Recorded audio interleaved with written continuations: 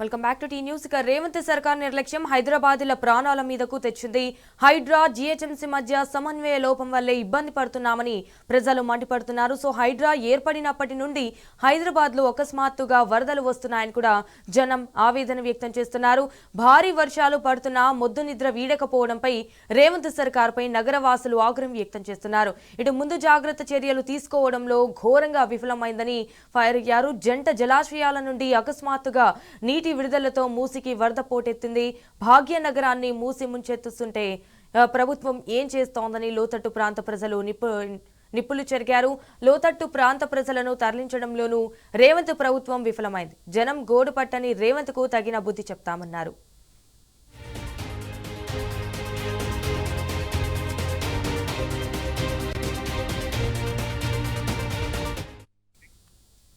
Right, ఇక ఇదే విషయానికి సంబంధించి మరిన్ని డీటెయిల్స్ మా ప్రతినిధి కిరణ్ లైవ్ ద్వారా అందించడానికి సిద్ధంగా ఉన్నారు. రైట్ కిరణ్, చెప్పండి వాట్స్ అప్డేట్స్.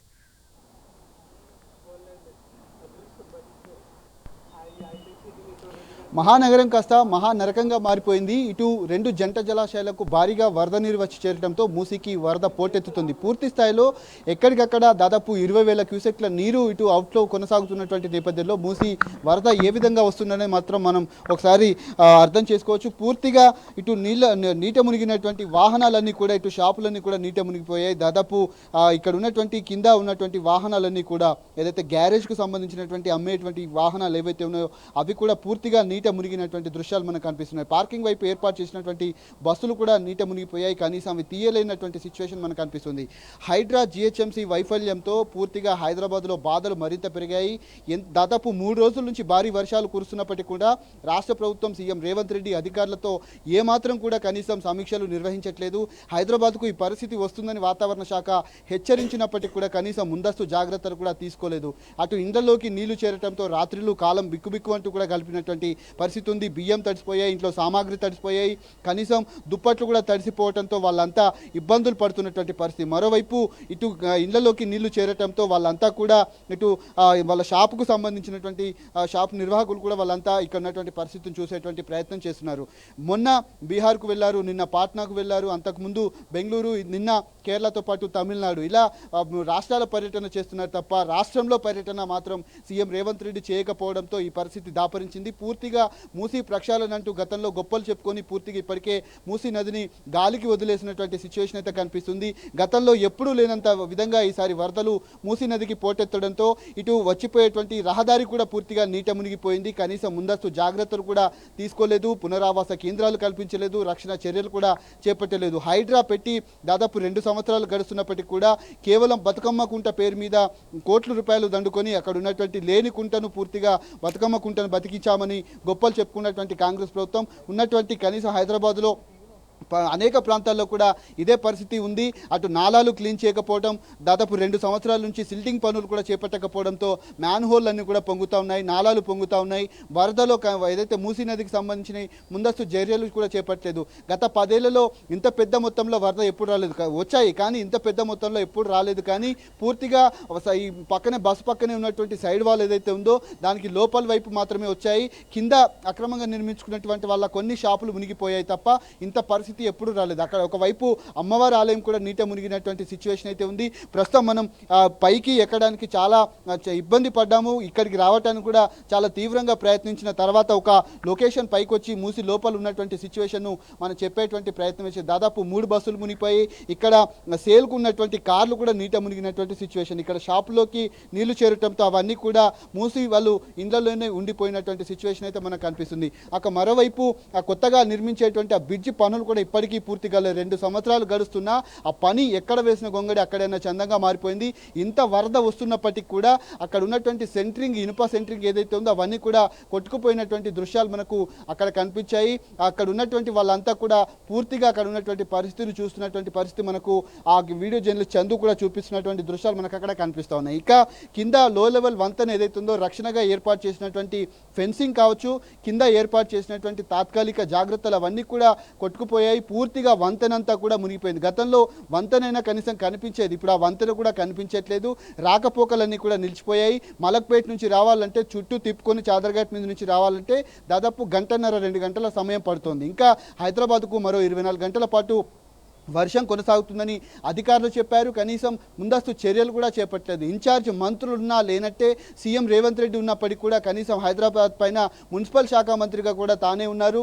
ముందస్తు చర్యలు చేపట్టకపోవడమే ఇందుకు ప్రధాన కారణం. ఎంతసేపు గొప్పలు చెప్పుకోవడం తప్ప కనీసం ఉన్నటువంటి పరిస్థితిని అంచనా వేయలేకపోతా ఉన్నారు.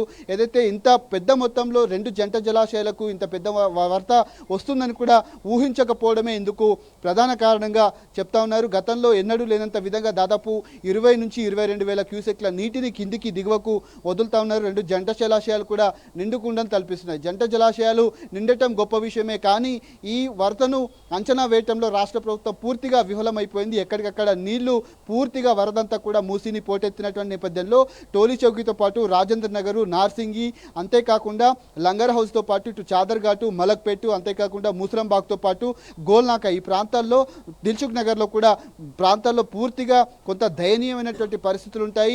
కాలం బిక్కుబిక్కుమంటూ కాలం గడిపినటువంటి పరిస్థితి. రాత్రిళ్ళు నిద్ర లేదు, కనీసం మంచినీళ్ళు తాగటానికి కూడా మురికి నీళ్ళు అయిపోయాయి. కనీసం ఆ తాగటానికి నీళ్ళు ఇచ్చేటువంటి నాదుడు కూడా లేడని కూడా వాళ్ళంతా ఆవేదన వ్యక్తం చేస్తున్నారు. ఇప్పటికే చాలామంది కూడా వచ్చిపోయేటువంటి వాళ్ళు చూసేటువంటి వాళ్ళ తాకిడి కూడా ఇక్కడ పెరిగింది. కనీసం అధికారులు ఉన్నటువంటి పరిస్థితిని ఇక్కడ ఏదైతే జాగ్రత్తలు తీసుకోవటం కావచ్చు, వాళ్ళను రాకుండా కట్టడి చేసేటువంటి ప్రయత్నం కూడా కనీసం అధికారులు చేయట్లేదు. ఉదయం 9 గంటలు గడుస్తున్నప్పుడు కూడా ఏ ఒక్క అధికారి ఇక్కడ కనిపించట్లేనటువంటి సిచ్యువేషన్ అయితే ఉంది. వరద ఇంత మొత్తంలో వస్తున్నప్పుడు కూడా ఇంకా వరద కొనసాగేటువంటి అవకాశం అయితే కనిపిస్తుంది. 24 గంటల పాటు ఈ వర్షం కొనసాగినటువంటి నేపథ్యంలో ఎక్కడికక్కడ వర్షానికి సంబంధించినటువంటి పరిస్థితి ఈ విధంగా ఉంది. అటు మూసీ వరదకు సంబంధించి అటు కొన్ని కాలనీలు కూడా నీట మునిగాయి. ఫస్ట్ ఫ్లోర్ వరకు కూడా నీళ్లు నీట మునిగినటువంటి నేపథ్యంలో పూర్తిగా ఆ పైనికి వెళ్ళేటువంటి first floor, second floor, third ఫ్లోర్కు పైకెక్కి వాళ్ళు ఎదురు చూస్తున్నటువంటి పరిస్థితి. కనీసం ఆ ముందస్తు చర్యలు చేపట్టి వాళ్ళను పునరావాస కేంద్రాలకు పంపించే విధంగా అధికారులు చర్య చేపట్టడంలో పూర్తిగా అటు హైడ్రా కావచ్చు, జిహెచ్ఎంసీ కావచ్చు, జలమండలి అధికారులు ముందస్తు చర్యలు కూడా కనీసం సమన్వయ లోపం కనిపిస్తోంది, స్పష్టంగా కనిపిస్తోంది. ఉన్నటువంటి హైదరాబాద్లో పనులన్నీ కూడా గతంలో ఫిబ్రవరి, మార్చి, ఏప్రిల్, మే నెలలోనే పనులు పూర్తయిపోయేది. చిన్న చిన్న పనులు ఏమైనా ఉంటే వర్షాకాలం కంటే ముందే పనులు గత ప్రభుత్వంలో చేసింది. నాటి మున్సిపల్ శాఖ మంత్రి, ఐటీ శాఖ మంత్రిగా ఉన్నటువంటి కేటీఆర్ ఏదైతే ఆ పనులు త్వరితగతిన చేపట్టాలనే బ్రిడ్జి పనులు చేపట్టారో అప్పుడు జెట్ స్పీడ్లో కొనసాగినటువంటి పనులు కూడా ఇప్పటివరకు పూర్తి కాలేదు. ఆ పనులు కూడా పూర్తి కాకపోవడమే ఇందుకు ప్రధాన కారణం. ఇటు ఏదైతే అంబర్పేట నుంచి, చేనంబర్ నుంచి వచ్చేటువంటి వాహనాలన్నీ కూడా ఇది centre point shortcut route కావడంతో ఇటువైపు నుంచి ఎక్కువ వాహనాలు వస్తూ ఉంటాయి.